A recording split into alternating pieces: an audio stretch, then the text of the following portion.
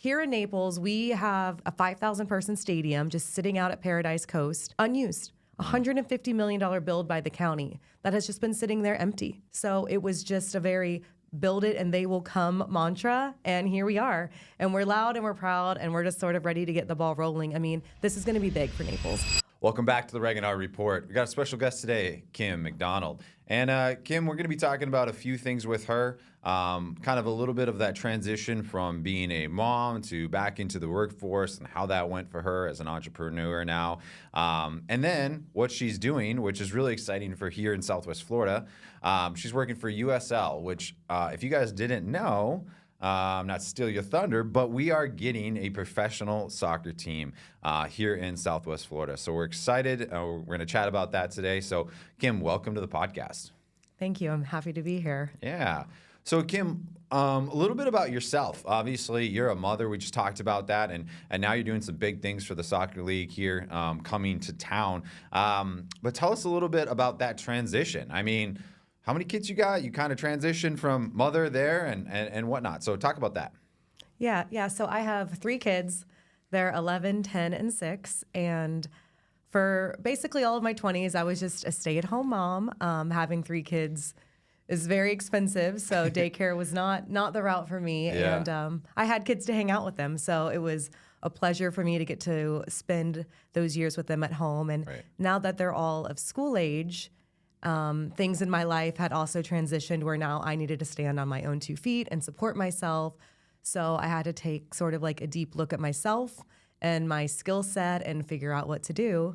And there's a lot more in between that, but between there and where I am now, there's a whole journey. Well, and the thing is, obviously, there's a lot of people probably out there listening that are in that similar situation, caring for kids, different things like that. Obviously, it was a full-time job, like 3 kids in that span, right? Like you had a lot on your plate, right? And like you said, you could work to pay for a babysitter or childcare or however you want to do it, or you can do it kind of yourself, right? And you get to have that obviously that bond. So that's incredible. So so they're obviously growing, and at that some point you were like, you need to make that decision, right?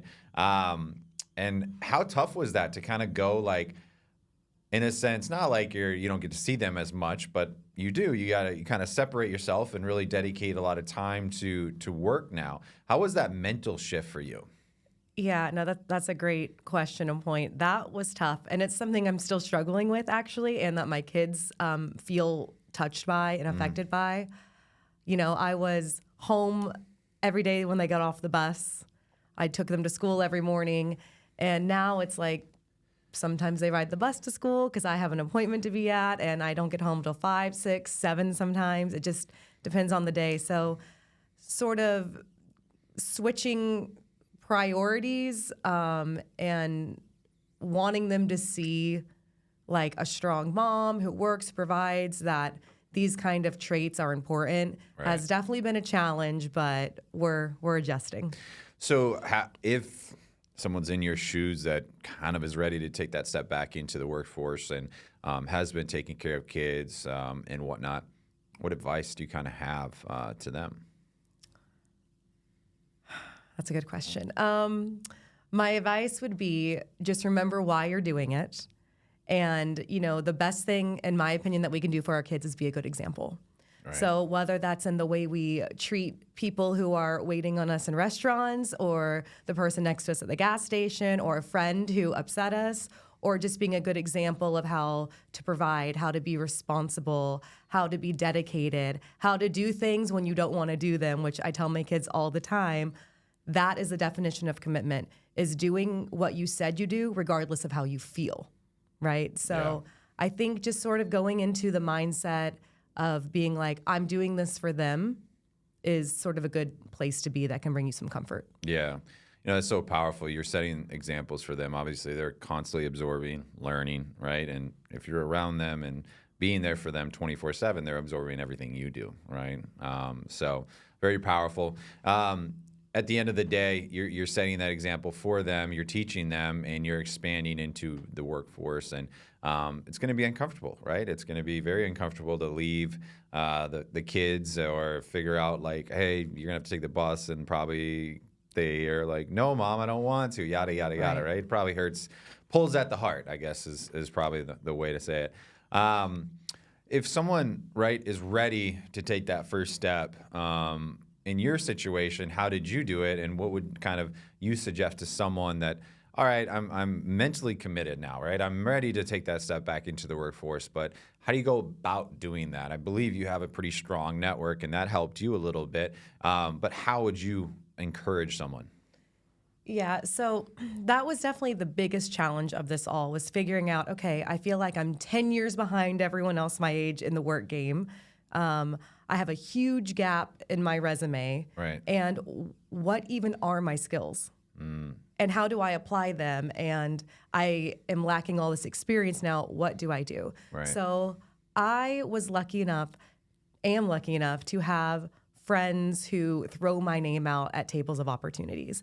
They believe in me more than I believe in myself sometimes. They kind of see me for who I am and for my strengths, and they've encouraged me all the way. So having sort of a network of people who believe in you when you're not necessarily believing in yourself is everything. Right. It's everything. And I have a couple people specifically who have always said things like, Kim, you are the ambassador of fun.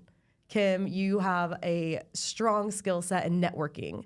So I was finally at a point where I'm like, what am I going to do? I have to make money. I have to stand on my own 2 feet. And I kind of just like took all of their words and internalized it. And then I sort of came up with my own brand, which was I'm the ambassador of fun.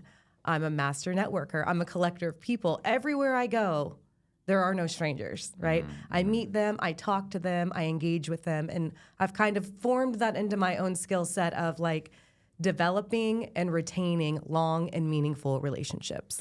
So you obviously heard that from other people, right? But you also probably internally diagnosed it, right? Like self-diagnosed like your strengths and your weaknesses, right? And I think if you're someone out there that is a listener that wants to do that themselves, I think writing down what you enjoy doing, what you don't enjoy doing, figuring out what you're really good at, those are some of the things. I think there's even some tests online. You can probably figure out your strengths and weaknesses.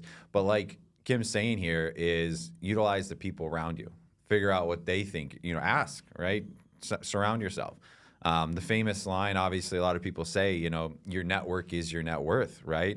And obviously, in your situation, you surrounded yourself with the right people, which then open the doors and the opportunities for you to grow, right? And to lead to what your current, job and position is now. So it's about who you know, not what you know.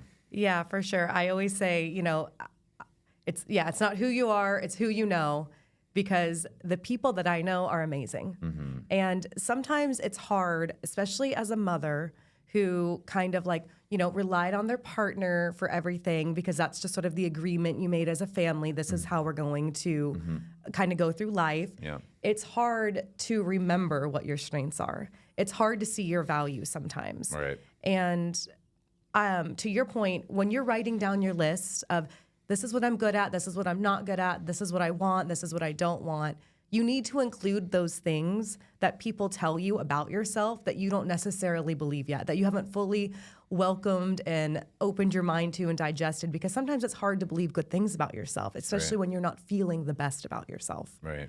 So if 10 different people in your life have told you the same thing, then it's probably true, whether you believe it or not. Right. So you really need to be open-minded to also building yourself up, because at the end of the day, everybody can tell you how great you are. Right. But if you don't have the confidence or the ability to act upon those strengths, then it's not valuable. Right.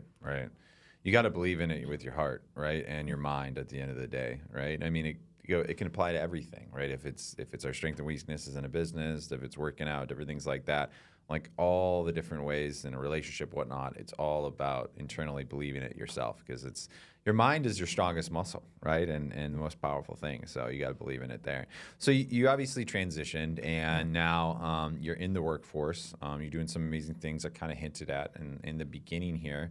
But I believe you were helping out maybe your really good friend with some work and stuff like that. Do you believe that kind of helped too, kind of, I guess, as a stepping stone to kind of get to where you are at?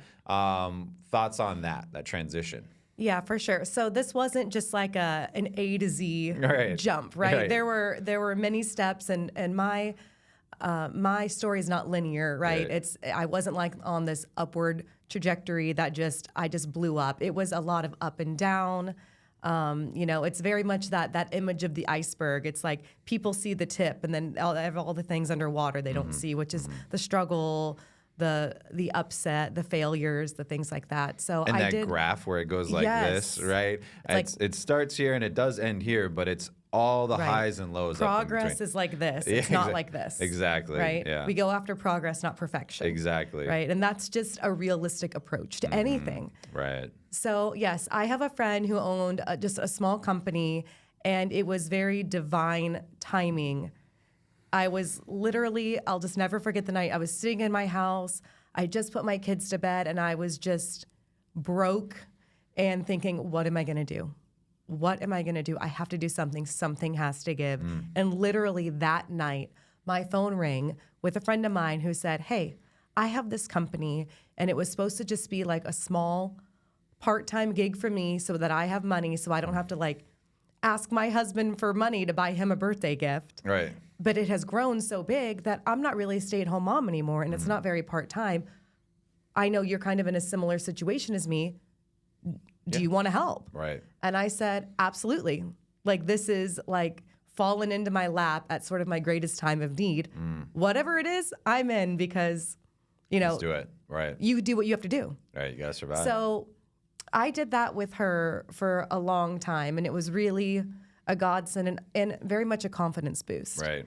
And it kind of pulled me out of my darkness and kind of gave me like floor to stand on. So I had a friend come into town who said, I know this person who's starting a company and they need help with all the things that you're good at.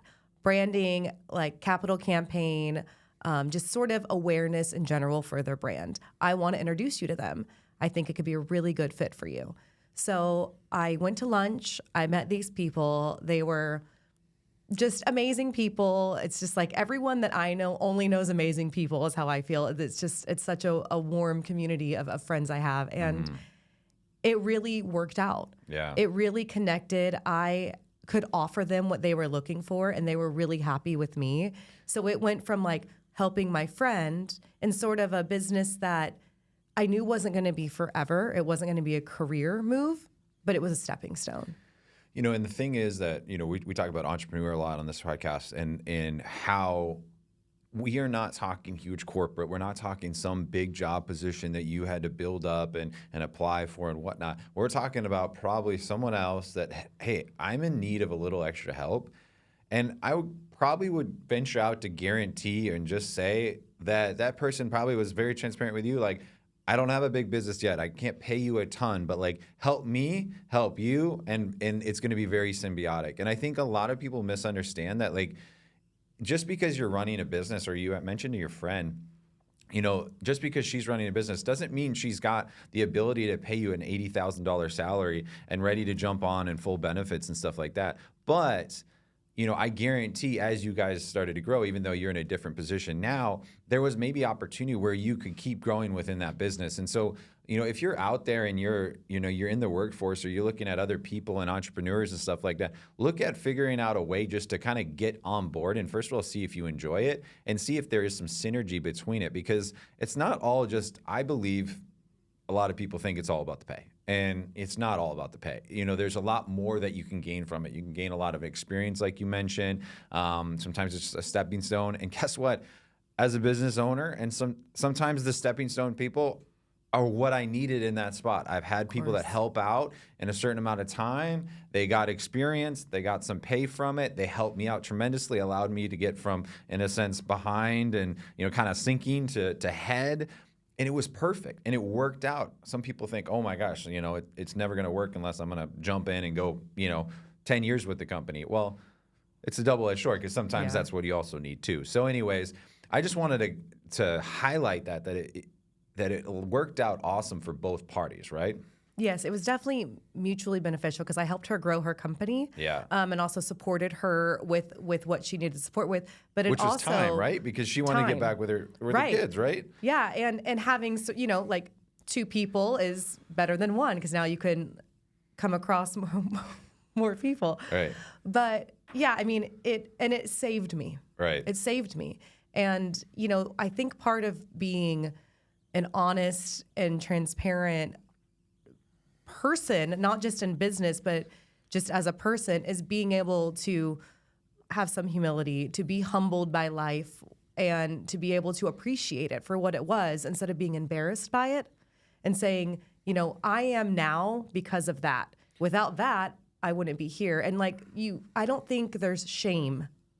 Okay, everybody's not born with a silver spoon in their mouth, and not everybody has a dad that has a company that's going to hand it down to them. It has to be relatable. It has to be real. And you hit the nail on the head that you were able to be kind of, in a sense, humble yourself or accept the humility.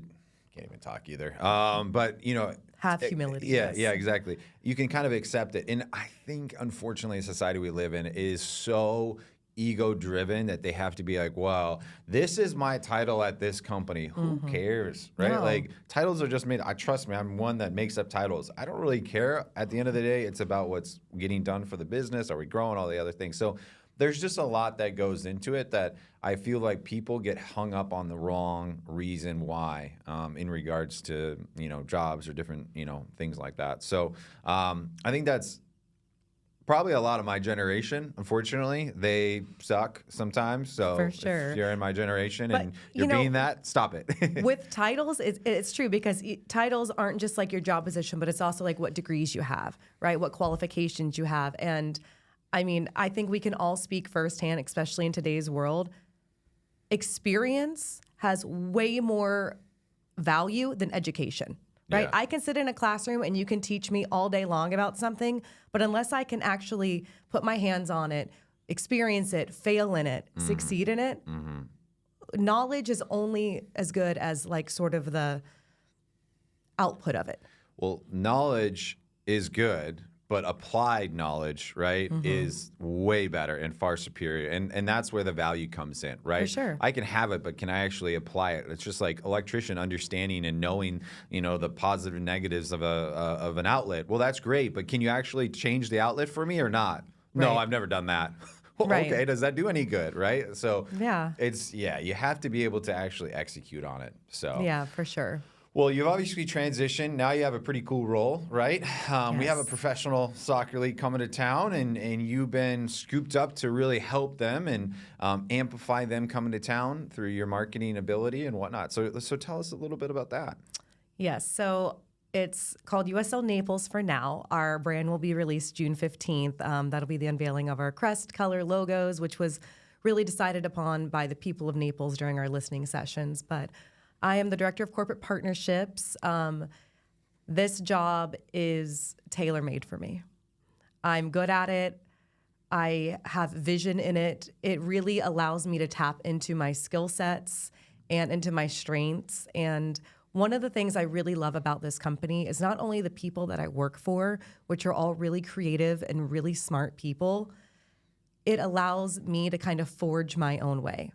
So even though we're an expansion team of an existing league, we're still a new company. So I'm not stepping into the role of somebody who was here before me. I'm forging the way of this role. Right. And the freedom that I have within my company to sort of be my best self and be my most creative self and to leverage my network and my abilities has been really an experience of my life so far. Right. So you found a position, right, that you were able to, in a sense, your big strengths are your network, your marketing, whatnot. You're able to take the marketing, you're able to amplify the business, which is one of your big strengths. And then the other things you'd mentioned is the network. So then that kind of goes into a lot of the kind of sales part. But I always say this, everyone's in sales. We're all selling something, right? Yep. And you're only a good salesperson if you know a lot of people. Right? Yes. You talk about a car dealership, right? Someone, a car comes in and all the salespeople are trying to sell it, right? Well, who's going to sell it first? It's the one that knows someone that wants to buy it, right? It's who knows the people, right? And that's what creates good salespeople. Obviously, you have to have a product and there's other things that go into it. But that's where obviously you know a lot of people and you're able to connect them and help them out. Right? Yeah, I would definitely say a lot of my value comes from my Rolodex. Right. for the younger listeners. Yeah, I was going to say a lot of people don't know what that Rolodex, is. you got to kind of turn it and flip through. Yeah. But Do people know what that is? That's where you save your contacts and then you spin it. It's like the first phone book. Exactly. Imagine on your iPhone, all your listeners like scrolling through. That's what she means. That's a Rolodex. So, but my value does come from my Rolodex. I have been so lucky in my life to be a collector of people, Right. as I have said, and just everywhere I go, I make friends, Right. and I'm really, really good at the follow-up. So I feel like a lot of people aren't. So that's somewhat unique to me that I feel like kind of puts me ahead in this range of skills is I'm really good at the follow-up. Right. I'm really good at the longevity.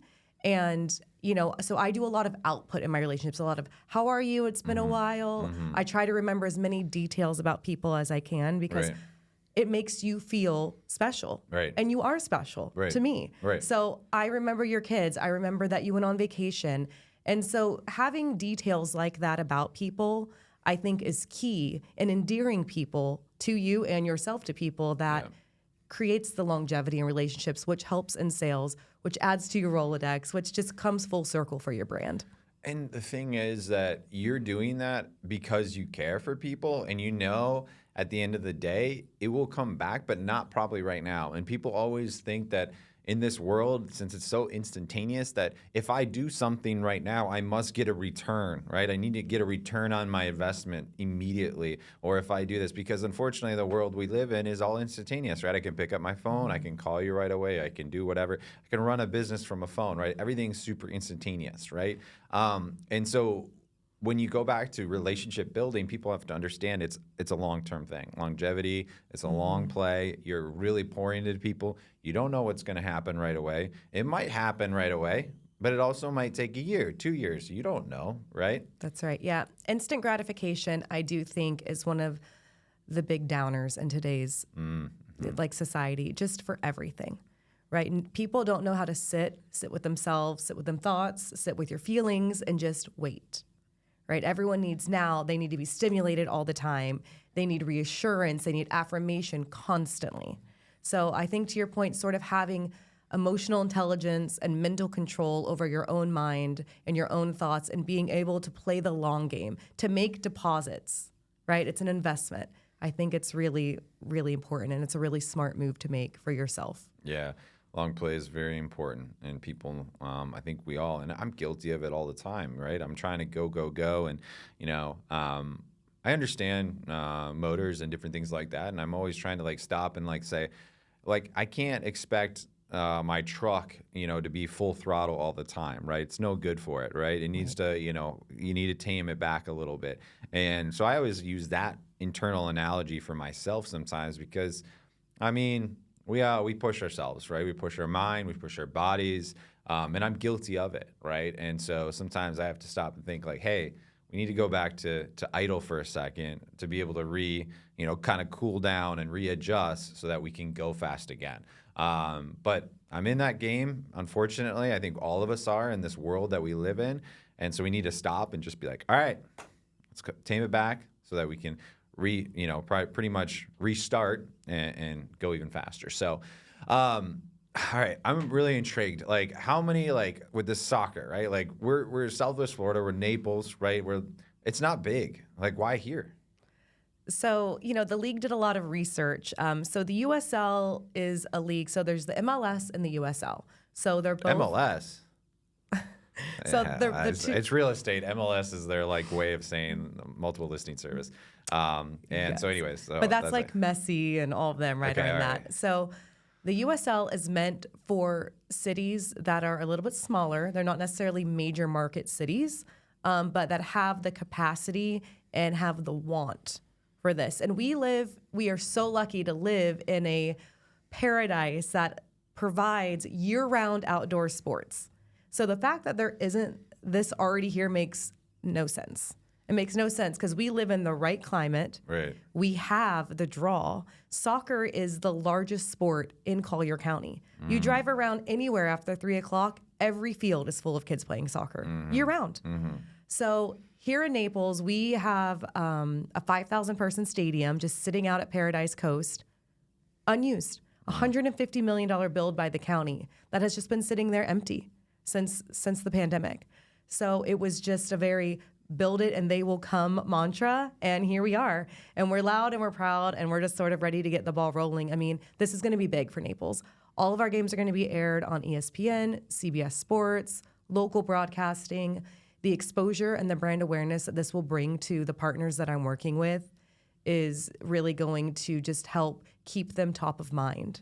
Whether we're traveling across the nation playing teams there or it's in-stadium viewers, it's going to really propel these brands. That's so cool. So what should we expect as like citizens here in Naples? Like, first of all, when's the game starting? How often are you going to be playing? Like, tell us about that. Yeah, so we kick off in March of 2025. Okay. So it's coming up fast. I know it feels a long way away, but it's going to be like a blink of an eye and it's here. Like I said, we're unveiling our brand on June 15th, which is a top 3 moment for a sports team. The thing is you only get the opportunity to be new once. So it has to be done right. It has to be intentional. It has to be thoughtful, and it has to be big. So that is going to be an event that's free, open to everyone to come. When is that? Do you already have all the details? Yeah, June 15th. Okay. It's going to be at Paradise Coast in the Great Lawn. Okay. It's going to be about 10 o'clock. It's going to be open, and we're going to do our announcement at 11. Okay. And then it'll be followed by like a watch party of a Copa America game. Cool. So, and there'll be merch available. You can put down season ticket deposits. It's going to be sort of like the whole shebang. Yeah. And then over the summer, we are already like recruiting and relocating players, buying them, scouting them. We're going to have open tryouts. So if you think you're an amazing soccer player that's worthy of a pro contract, come on out. But I'll try. I'm going to try out, all right? No, I'm just kidding. I'll break something, pull my hammy. Yeah. I mean, I did learn that the average soccer player runs 7 miles per game. Oh, gosh. So, I could do 0.7 maybe. That seems rough. On a good day. So 7, that's a lot. Yeah. Okay. Yeah. These are endurance athletes for sure. Yeah, exactly. For sure. So it's very exciting. So as a Napoleon, we're going to have games. Our season runs March through October, every couple of weeks on a Saturday night. There's going to be family-friendly tailgating. There'll be a beer garden for post-game entertainment and hang. So it's going to be great. I love that. So now that once it does launch, and then we obviously had the team name, all that good stuff, how often do they play, and is it kind of very seasonal? I don't really follow soccer too much, so I know enough to be a little bit dangerous, but like you say, it starts in March. How long does it go for? So March through October. Okay. And we're going to have between 20 and 23 games home. Okay. And then we'll play that many away. We'll be traveling to cities like Spokane and Portland and Santa Barbara and Madison. So those are the teams that are in our league. Yeah.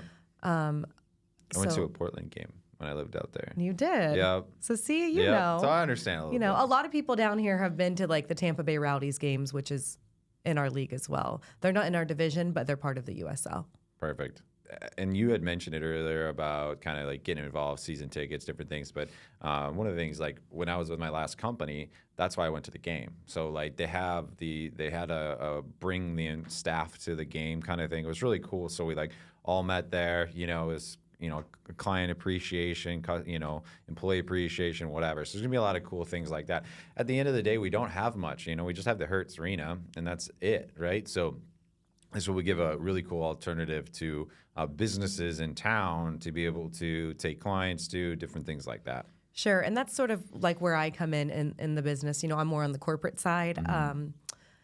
I deal with corporations, and we have so many big ones here in Naples that are headquartered here, and we're lucky that are getting large amounts of tickets for employee appreciation, retention, putting them for clients, things like that. There's a lot of doctors and stuff that come to this town that these companies want to treat them to as something, just a new venue to go to, something to do. Different. There is a gap in the market here for entertainment. So we are coming in really at the perfect timing, especially with soccer just sort of descending upon America. The other thing too is that I'm excited for is, like for example, like Lindsay that was on our podcast, my barber, and she's amazing. But she always goes to the Everblades games because she wants to bring her kids and stuff like that. And she talks about, pretty reasonable. I guarantee too that's going to be an option for a lot of people too, right? It's going to be a fun, family focused. I actually got the ability to see the stadium, and it's really cool that they kind of built that I guess, is it grass area and stuff where you can like stadium style, but you kind of just hang out and whatnot. So there's not just doctors coming to the stadium, right? There's a lot of alternatives. No, it's definitely going to be a family-friendly experience, and we wanted it to be attainable and accessible to all. Right. So it's going to be very affordable. And because our grandstand is only one side of bleacher and seating, the other side is like grass berms and hills where you can bring a blanket, you can let your kids run around, you know, and you can choose the experience you want based upon your budget as well. Yeah, that's so cool. So, well, good. So June 15th, exciting stuff. You guys are going to be launching it all. March, then the first few games, right? If they have some more questions or if a corporation is looking to get involved, can they reach out to you directly? Do they have to go on the website, apply? Like, how does that work? Yeah, so for season ticket deposits, you can go to USL Naples.com. It's just a $25 season ticket deposit. Okay. It basically just holds your place in a virtual queue. Yeah. And then we're going to go in order of how you place the deposit. Okay. And in August, we're going to have a select your seat day. You can come to the stadium and say, I want to sit here, I want to sit there, I want this tickets. Gotcha. And that's a really fun, exciting day as well. Cool. It's just very hands-on and interactive. And then as far as partnerships, they can just email me at kim@fcnaples.com. Cool. And I'll give them a chat and see what we can work out and see what sort of fun we can have together. Yeah. Well, awesome. Well, Kim, I really appreciate you coming on here. Obviously, chatting a little bit about your transition into the workforce, being a mom and killing it now with the job that you have been presented and the kind of the journey of that, but also to obviously what we have coming here to Southwest Florida. So it's exciting stuff. So I appreciate you for joining us, getting on the podcast, sharing your story. Thank you so much. Yeah, thanks for having me. It was fun. So we'll stay tuned. We'll see you guys on the next episode. Thank you. And we'll see you guys on the next Regan Report.